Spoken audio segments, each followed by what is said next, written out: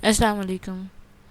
Okay, class, this is our sixth lecture, which is solution of second order linear differential equation by variation of parameter method.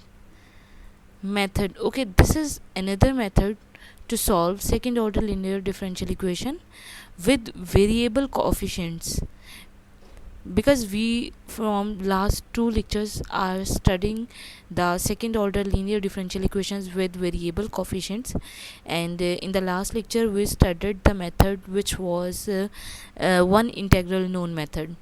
We solved question by that method, and today we are using another method to solve second order linear differential equation with variable coefficients, and that method is variation of parameters method. Okay, by name we can understand there would be some parameters to which we will vary. क्या है कि हम एक आज जो method पढ़ रहे हैं उसके नाम से हमें क्या लगता है, variation of parameter method means के कोई इक्वेशन होगी, उसके जो पैरामीटर्स होंगे हम उसको वेरी करेंगे.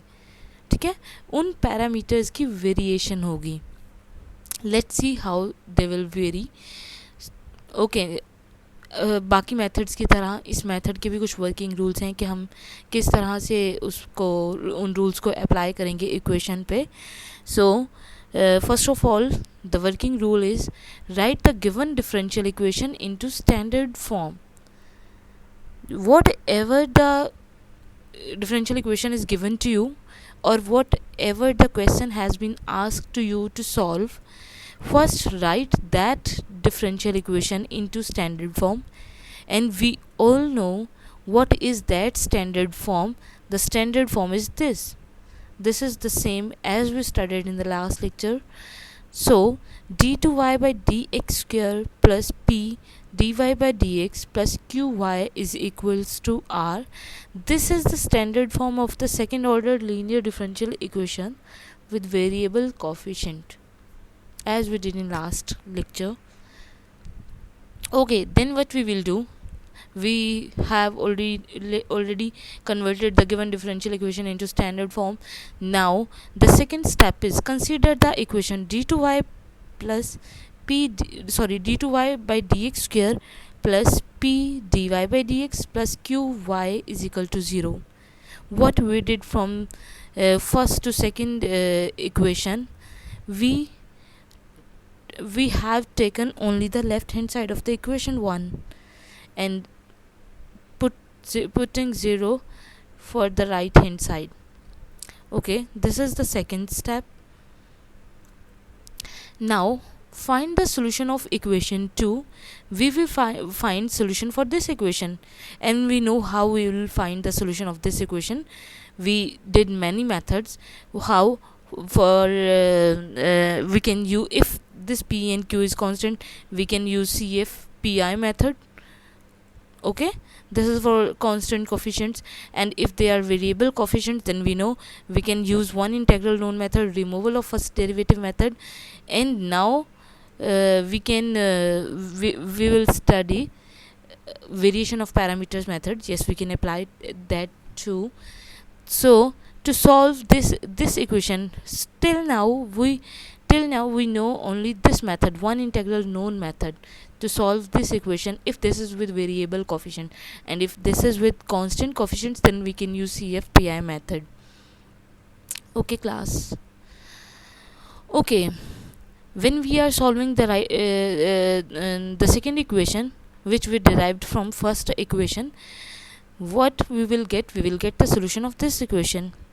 Now we are supposing that the solution of equation 2 is, for the solution of this equation 2 is y is equal to c1 u of x plus c2 v of x. This is the solution of this equation. Okay, where c1 and c2 are arbitrary constants. C1 and this c2 are arbitrary constants, and u of x and v of x, u of x and v of x are function of x only. Okay, c1 c2 हमारे पास constants हैं, जबकि u of x और v of x हमारे पास function of x हैं, कोई से भी x के फंक्शंस हैं. Okay, now move towards the third step. The third step is consider the complete solution of equation 1. Actually, we were asked to solve a given equation, which was equation number 1. While we have solved equation number 2, which was derived from equation number 1, and put it equal to 0, we find the solution of that equation. Now in the third step, what we are doing, in the third step we are in the third step we are finding the solution, complete solution of equation 1. Equation 1, which one is our equation 1? The given differential equation is equation 1, or the given question, or the question which was asked, or whose solution has to find, was equation number 1. So the solution of that question or that equation is y is equal to a of x u of x plus b of x v of x. If we people move towards the last equation, which was c1 u of x plus c2 v of x, this and this equation, this solution, in both solution the difference is here instead of c1 we have a of x, and here instead of c2 we have b of x. This is the difference between equation 3 and equation 4. So what actually we did, we changed the parameters. We put a of x instead of c1 and b of x instead of c2. Okay, what a of x and b of x are? A of x and b of x are also function of x. And how we can find what is the value of ax and what is the value of bx? We can find the values of ax and bx from these formulas. Okay, the formula to calculate a of x is minus integral v of x into r over u v dash minus u dash v into dx plus c3 integral constant. Okay, now what is b of x? B of x is equal to integral u of x r over u v dash minus u dash v into dx plus c4. This is a of x, sorry, okay, this is a of x and this is b of x. From these two equations we can find the values of a of x and b of x, and what we will do after finding these values, we will put these values in this equation. When we will put a of x and b of x here, we will find the solution of the given equation. Okay, so by putting a of x and b of x into the complete solution, we will have the solution, and this is the variation of parameter. I already told that how c1 changed into a of x and c2 changed into b of x. The actually c1 and c2 were parameters of u of x and v of x. Now here in the fourth equation, a of x and b of x are the coefficients of u of x and v of x. So the parameters has been changed. That's why the method is called the variation of parameter. Now let's solve a question by using this method. The question is d2y by dx square plus y is equal to cosecant x. Solve the following question by variation of parameter method. The method has been mentioned. You have to solve the question, but you are limited to a single method, which is variation of parameter method. Okay, how we will apply? We know the working rules, as we always do, or find the working rules of any differential equation to solve. So we also know here the working rules for variation of parameter methods too. So we will solve this differential equation by variation of parameter method. Okay, our given differential equation is d2y by dx square plus y is equal to cosecant s, and we know what is the first step. We always do, first step is convert it into standard form. This is already into standard form. Okay, what p is here? P is the coefficient of first derivative, and we know here first derivative is 0, means we haven't provided with first derivative term, so the coefficient of first derivative p is 0, and the coefficient of y is 1, and r is the term which is on right hand side, and which is cosecant x. Okay, now what we do in the second step? What was the second step in the working rules? The second step was we take the left hand side of equation 1 and put that equal to 0. So d2y by dx square plus y is equal to 0. This is the left hand side of this equation 1, and we have put it equal to 0 as defined in the working rules. So what is this equation? This is second order linear differential equation, but with constant coefficients. I already told you in the working rules that the derived equation, or the second equation here, the second equation, which was the left hand side of first equation, we put it equal to 0, and we can solve, or we can find the solution of this equation by any method if the coefficients are constant, as in the coming question we have constant coefficients, so we can use CFPI method. And if these 2p and q were variable, then we can use integral known method, or removal of first derivative method. This method hasn't discussed still, so we will discuss it later or in the next lecture. So the second step, put this left hand side equal to 0, find the solution of this equation or solve this equation. How we will solve? As the p parameter is 0 and q is 1 for this equation, so this is second order linear differential equation with constant coefficients, having right hand side equal to 0, as we did in the homogeneous equation. So in which on which term, on which thing the solution of this equation will depend? It will depend only on CF. So what we do to find CF or complementary function or YC, we always make that equation, make auxiliary equation from the given equation. After solving that auxiliary equation, we have the roots and we make the solution YC or CF, as this is m square, and second derivative plus 1, no first derivative, is equal to 0. M square is equal to minus 1, and m is equal to plus minus 1 iota or plus minus iota.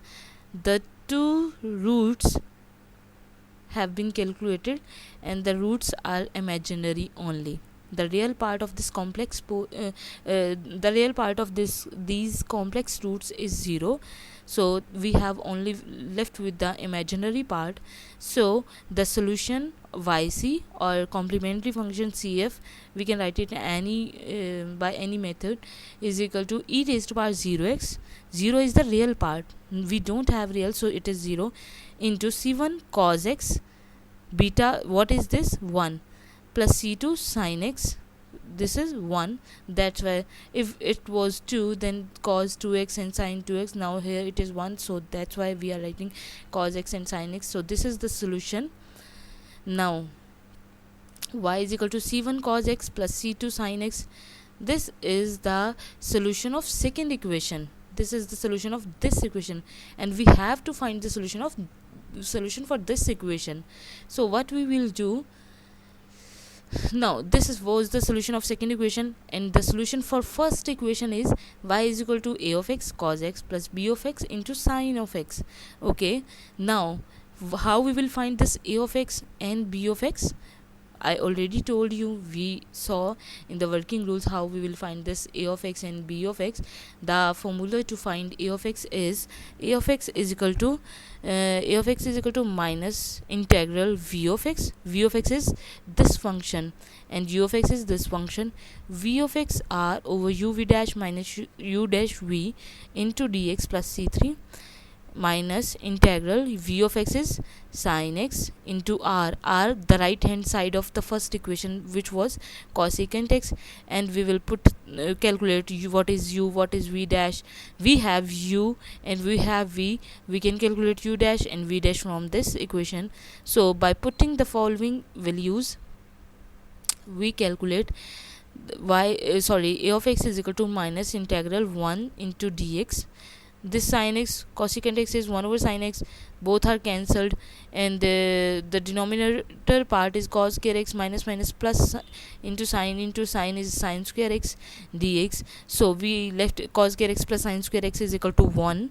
So this is 1 into dx plus c3. The integral of 1 with respect to dx is x.